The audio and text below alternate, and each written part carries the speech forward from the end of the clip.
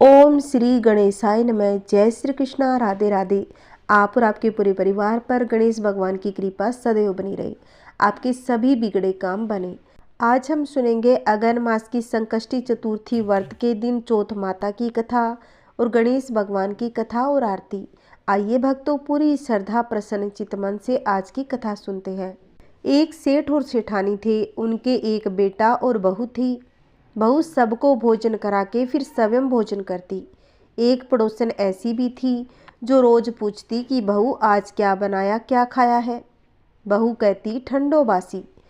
एक दिन उसके पति ने यह सब सुन लिया। सुनकर विचार किया, आज तो पकवान बनाया जाए, फिर देखें कि मेरी पत्नी क्या कहती है। और उसने तरह तरह के पकवान बनाए। घर के सभी लोगों ने एक साथ बैठकर भोजन किया। आज भी पड़ोसन ने पूछा तो बहू ने कहा कि ठंडो बासी।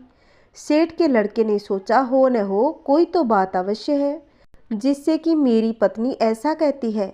उसने पत्नी से पूछा, तुम रोज ठंडो बासी खाया ऐसा क्यों कहती हो, जबकि अपने सबने एक साथ बैठकर कई तरह के पकवान खाए हैं। उसकी पत्नी बोली, अपन जो खा रहे हैं वह बाप बूढ़ों की कमाई है। जिस दिन आप कमा कर लाओगे उस दिन मैं समझूंगी कि ताज़ा भोजन कर रहे हैं। अब एक दिन लड़के ने माँ से कहा, मैं बड़े शहर में कमाई करने जा रहा हूँ। माँ बोली, बेटा अपने पास तो इतना धन है कि खाए भी नहीं खुटेगा। माँ के मना करने पर भी बेटे ने स्वयं कमाने का दृढ़ निश्चय कर लिया और जाते समय पत्नी से कहा कि मैं जब तक कमाकर बहुत सारा धन लेकर ना आ जाऊं, तुम चूल्हे की आग मत बुझने देना। एक दिन चूल्हे की आग बुझ गई तो वह मन ही मन घबराने लगी, कहीं मेरे पति पर संकट तो नहीं आन पड़ा। जल्दी से पड़ोस के घर से आग लाकर चूल्हे में रख दूं, ऐसा विचार करके पड़ोसन के घर गई। वहाँ पड़ोसन चौथ माता का व्रत और पूजन कर रही थी। पड़ोसन ने कहा कि थोड़ी देर में आकर ले जाना। बहू ने पड़ोसन से पूछा, आप यह व्रत क्यों करती है, इससे क्या फल मिलता है।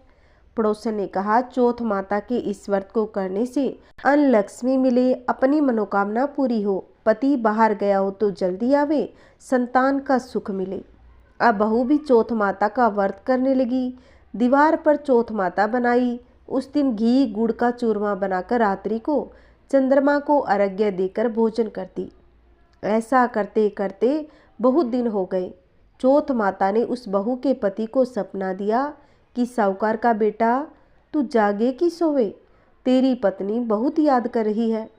घर जाकर उसकी चिंता मिटा। तू दुकान खोलकर कंकु केसर का पगलिया बना के बैठ जाना, आज तेरा हिसाब किताब चुकता हो जाएगा। अब तो चौथ माता ने जैसा कहा था वैसा ही हुआ। उसने घर जाने की तैयारी की, गाड़ी भर के धन दौलत लेकर चल दिया। रास्ते में एक बड़ा सा काला नाग फन फैलाए बैठा हुआ था और कहने लगा, आज तो मैं तुझे डसूंगा, छोड़ूंगा नहीं, आज तेरी आयु पूरी हो गई है। सेठ के लड़के ने कहा कि आज चौथ माता ने मुझे सपना दिया तो मैं पत्नी से मिलने घर जा रहा हूँ।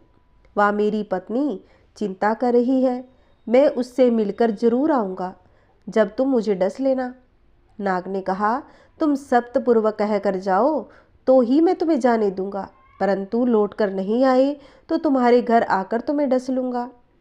इस प्रकार सर्प को वचन देकर वह अपने घर पहुंचा।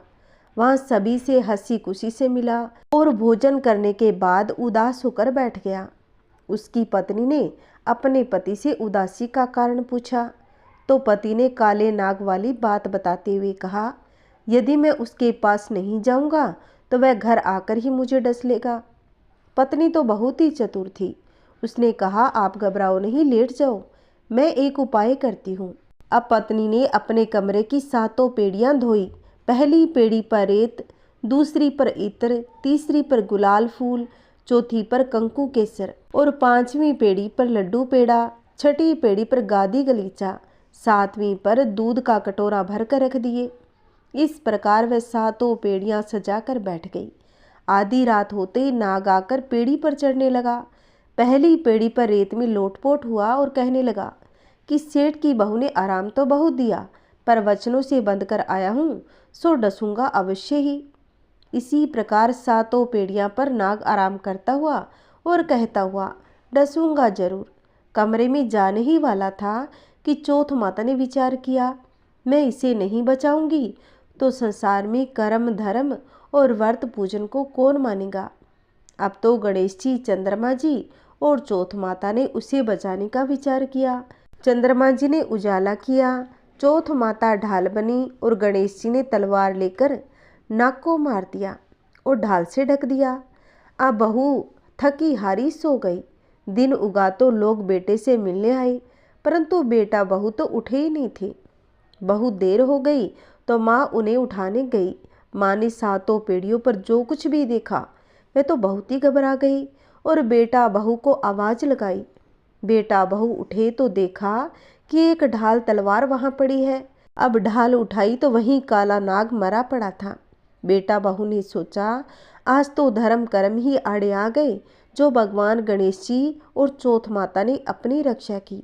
हे चौथ माता, आपने जैसी सेठ के बेटे बहू की रक्षा की वैसे सबकी करना। बोलो चौथ माता की जय, बोलिए गणेश महाराज की जय, बोलिए चौथ माता की जय। आइए अब सुनते हैं गणेश भगवान की कहानी। श्री गणेशाय नमः। एक समय की बात है, विष्णु भगवान का विवाह लक्ष्मी जी के साथ तय हो गया। विवाह की तैयारियां होने लगी। सभी देवताओं को निमंत्रण भेजे गए, परंतु गणेश जी को निमंत्रण नहीं दिया गया। कारण जो भी रहा होगा। अब भगवान विष्णु की बारात जाने का समय हो गया। सभी देवता अपनी पत्नियों के साथ विवाह समारोह में आए। उन सब ने देखा कि गणेश जी कहीं दिखाई नहीं दे रहे थे। तब वे आपस में चर्चा करने लगे, क्या गणेश जी को नहीं न्योता है या स्वयं गणेश जी ही नहीं आए। अब सभी को इस बात का आश्चर्य होने लगा। तभी सबने विचार किया कि विष्णु भगवान से ही इसका कारण पूछ लिया जाए। विष्णु भगवान से पूछने पर उन्होंने कहा, हमने गणेश जी के पिता भोलेनाथ महादेव को न्योता भेजा है। यदि गणेश जी अपने पिता के साथ आना चाहते हो तो आ जाते। अलग से न्योता देने की कोई आवश्यकता भी नहीं थी। दूसरी बात यह भी है कि उनको 1.25 मन मूंग, 1.25 मन चावल और 1.25 मन घी और 1.25 मन लड्डू का भोजन दिन भर में चाहिए। यदि गणेश जी ना भी आए तो कोई बात नहीं, दूसरे के घर जाकर इतना सारा खाना पीना अच्छा भी नहीं लगता। इतनी वार्ता कर ही रहे थे, किसी एक ने सुझाव दिया, यदि गणेश जी आ भी जाए तो उनको द्वारपाल बनाकर बैठा देंगे कि आप घर की देखभाल करना। आप तो चूहे पर बैठकर धीरे धीरे चलोगे तो बारात से बहुत पीछे रह जाओगे। यह सुझाव भी सबको पसंद आ गया, तो विष्णु भगवान ने भी अपनी सहमति दे दी। होना क्या था, इतने में ही गणेश जी वहां पर आ पहुंचे। उन्हें समझा बुझाकर घर की रखवाली करने बैठा दिया। बारात चल दी। तब नारद जी ने देखा कि गणेश जी तो दरवाजे पर ही बैठे हुए हैं। वे गणेश जी के पास गए और रुकने का कारण पूछा तो गणेश जी कहने लगे, विष्णु भगवान ने मेरा बहुत अपमान किया है। नारद जी ने कहा, आप अपनी मूषक सेना को आगे भेज दें तो वह रास्ता खोद देगी, जिससे उनके वाहन धरती में धंस जाएंगे। तब आपको प्रसन्नतापूर्वक बुलाना ही पड़ेगा। अब तो गणेश जी ने अपनी मूषक सेना जल्दी से आगे भेज दी और सेना ने जमीन पोली कर दी। जब बारात वहां से निकली तो रथों के पहिए धरती में धंस गए। लाख कोशिश करे परंतु पहिए नहीं निकले। सभी ने अपने अपने उपाय किए, परंतु पहिए तो नहीं निकले, बल्कि जगह जगह से टूट गए। किसी की समझ में नहीं आ रहा था कि अब क्या किया जाए। तब तो नारद जी ने कहा, आप लोगों ने गणेश जी का अपमान करके अच्छा नहीं किया है।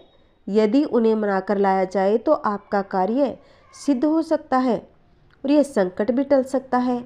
शंकर भगवान ने अपने दूत नंदी को भेजा और वे गणेश जी को लेकर आए। गणेश जी का आदर सम्मान के साथ पूजन किया। तब कहीं रथ के पहिए निकले। अब रथ के पहिए निकल तो गए थे, परंतु वे टूट फूट गए और उन्हें सुधारे कौन। पास के खेत में खाती काम कर रहा था, उसे बुलाया गया।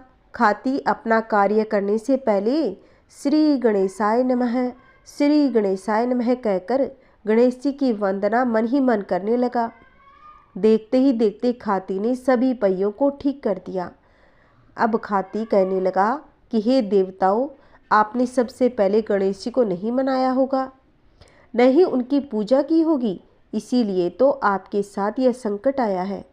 हम तो मूर्ख अज्ञानी हैं, फिर भी पहले गणेश जी को पूजते हैं, उनका ध्यान करते हैं। आप लोग तो देवतागण हैं, फिर भी आप गणेश जी को कैसे भूल गए? अब आप लोग भगवान श्री गणेश जी की जय जयकार बोलकर जाएं तो आपके सब काम बन जाएंगे और कोई संकट भी नहीं आएगा। अब सभी देवताओं को अपनी अपनी गलती का पश्चाताप होने लगा और भगवान गणेश की जय जयकार करने लगे। ऐसा कहते हुए बारात वहाँ से चल दी और विष्णु भगवान का लक्ष्मी जी के साथ विवाह संपन्न करा के सभी सकुशल लौट गए। हे गणेश जी महाराज, जैसे आपने भगवान विष्णु का कार्य सिद्ध किया वैसे सभी की करना। कहानी कहते कहानी सुनते हुंकार भरते सभी के घर में सुख शांति बनाए रखना, सभी के रुके हुए कार्य को सिद्ध करना। बोलिए गणपतये नमः। बोलिए गणेश महाराज की जय। बोलिए माता लक्ष्मी की जय। आइए अब सुनते हैं आरती। ओम जय श्री चौथ मैया, बोलो जय श्री चौथ मैया। सच्चे मन से सुमिरे, सच्चे मन से सुमिरे, सब दुख दूर भया। ओम जय श्री चौथ मैया।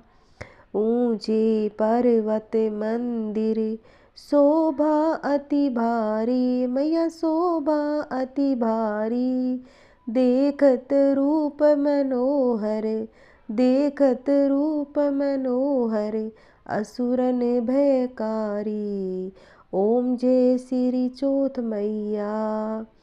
महासिंगार सुहावन, ऊपर छतर फिरे, मैया ऊपर छतर फिरे। सिंह की सवारी सोहे, सिंह की सवारी सोहे, कर में खड्ग धरे। ओम जय श्री चौथ मैया। बाजत नौबत द्वारे, अरु मृदंग डेरू, मैया अरु मृदंग डेरू। 64 जोगन नाचत, 64 जोगन नाचत, नृत्य करे भेरू। ओम जय श्री चौथ मैया। बड़े बड़े बलशाली तेरा ध्यान धरे, मैया तेरा ध्यान धरे। ऋषि मुनि नर देवा, ऋषि मुनि नर देवा, चरणों आन पड़े। ओम जय श्री चौथ मैया।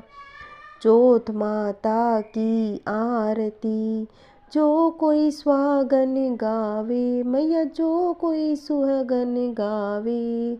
बढ़त सुहाग की लाली, बढ़त सुहाग की लाली, सुख संपत्ति पावे। ओम जय श्री चौथ मैया। ओम जय श्री चौथ मैया। ओम जय श्री चौथ मैया। बोलिए चौथ माता की जय। अगर मुझसे कोई गलती हुई है तो मुझे माफ़ करना, क्योंकि मेरी तबीयत ठीक नहीं है, इसीलिए आप मेरे को छोटी बहन बड़ी बहन मान के माफ़ कर देना। हरे कृष्णा। ओम नमः शिवाय। हर हर महादेव।